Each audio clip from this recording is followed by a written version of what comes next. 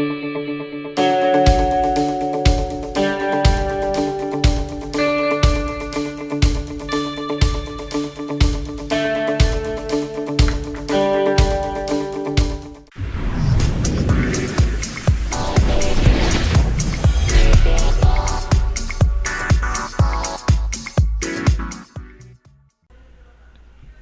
guys, Max Eberly here. Welcome back to Pro Pool Academy. Today I've got some 10 ball runouts for you with the Headcam. So, right off the bat, pretty good cue ball control. I like that.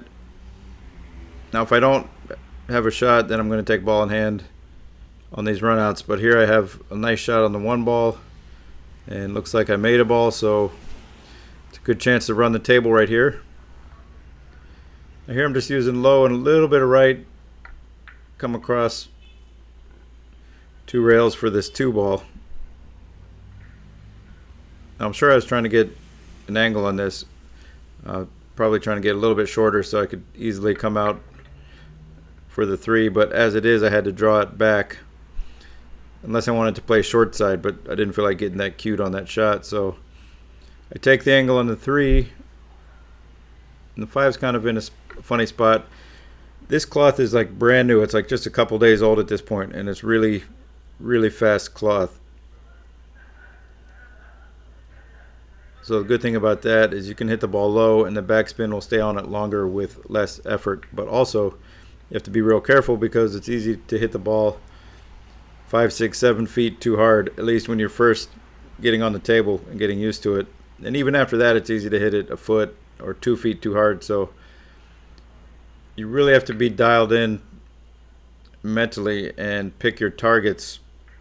And you actually, basically, you kind of underplay when you're playing on super fast cloth. You play to land short, and then you realize the exact amount to get you right where you want to go, and that ball will go that last couple foot or two, even though you're kind of playing it short, not really playing it short, but you're hitting it softer than you normally would. So it seems like you're playing everything short, but you can still get the ball exactly where you want on this really fast cloth. You just have to have a super soft touch.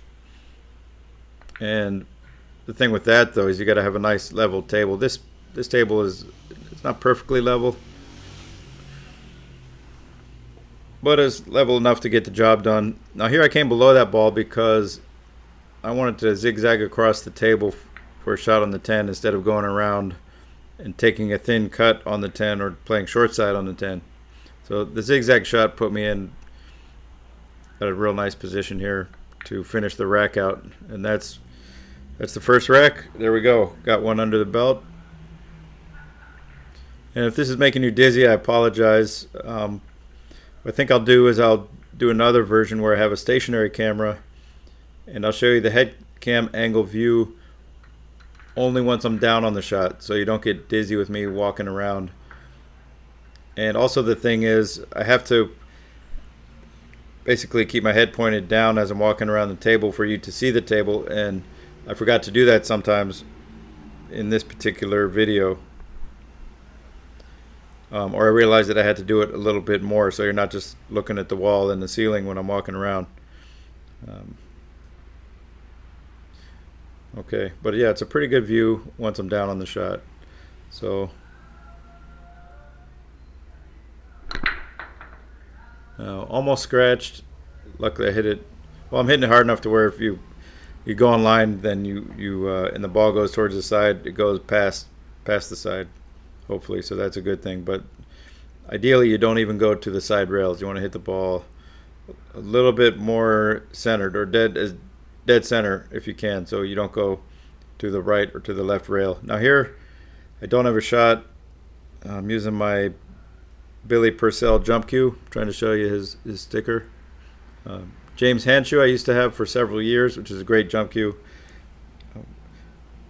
which I recently sold to a friend of mine who really wanted it, and Billy came through for me with a great jump cue at a good price, and it's a good jump cue. So thing is here, I want to make the ball, yes, but I also want to get shape on this too. But the two is in a good spot where, you know, I have a good chance to have a shot.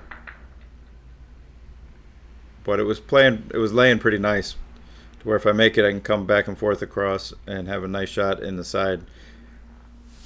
Now I remember this.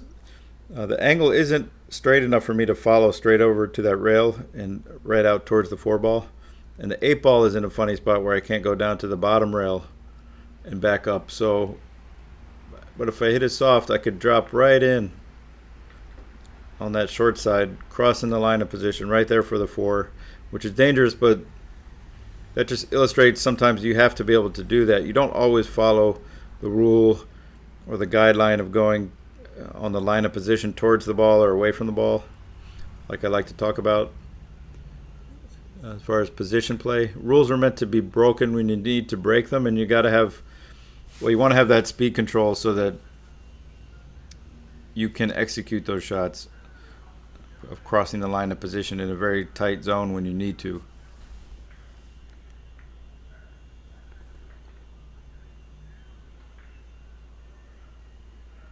Now that one looks like I was trying to stay below the 6 so I could easily come back up table, either zigzag or one rail, and drop in on that 8-ball. It was kind of a funny angle. It looks like I didn't want to scratch in the side with a draw shot, but the follow shot kept me away from the side pocket and a nice line to drop in between those balls. And now here, again on this fast cloth, high right, nice and easy. Let the spin take it around.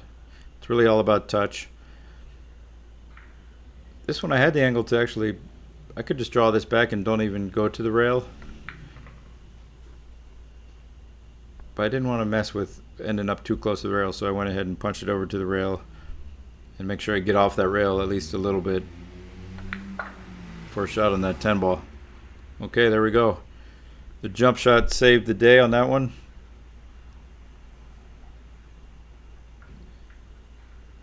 Using a Bob Meucci Q BMC Pro Series 5 custom colors in the veneers on the points.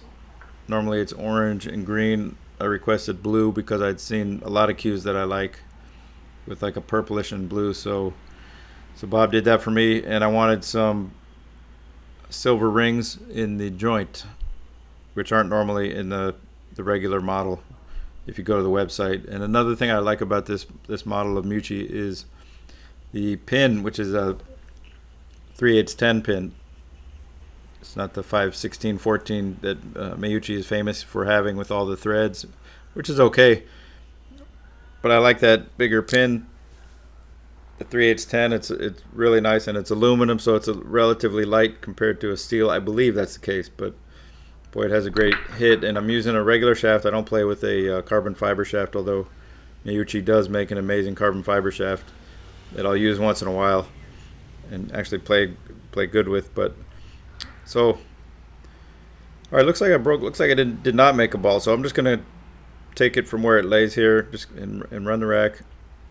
I hear it's fast. I don't want to hit it too hard. I'm gonna let the speed of the cloth take me back up table. But I don't want to hit it too hard, because if you do with topspin, you'll get that overdrive off the bottom rail, and it'll kind of kill off that bottom rail, and the cue ball will stay down there.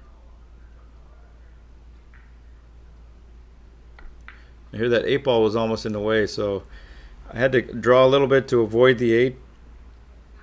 But I didn't want to draw with right because I didn't want to bump into that 5-ball. So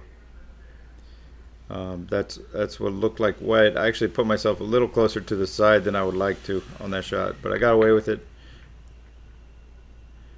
and had a real funny angle. I remember that shot actually. It was a weird situation with the angle in the 5. I didn't want to bump into the 5. I was trying to barely avoid that 7.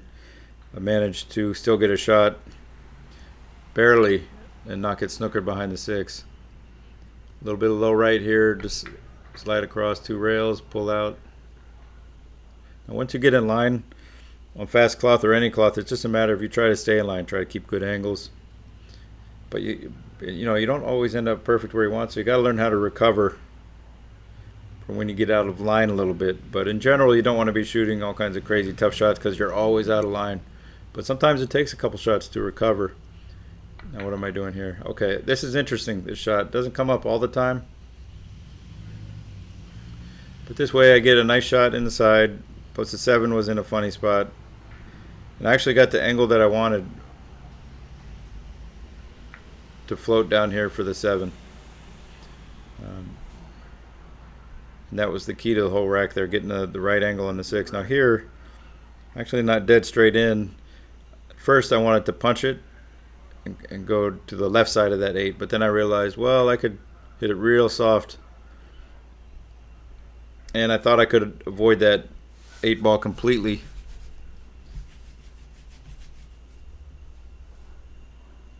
But I barely nicked it, and it's a weird angle. I didn't want to just follow here and end up on the rail. So I went ahead and punched. A lot of times you can use obstructing balls as a rail and bounce off of them, and the more experience you get really good at controlling that direction. Now here, just a little bit of left, a tiny bit of low, because I don't want to scratch in that side.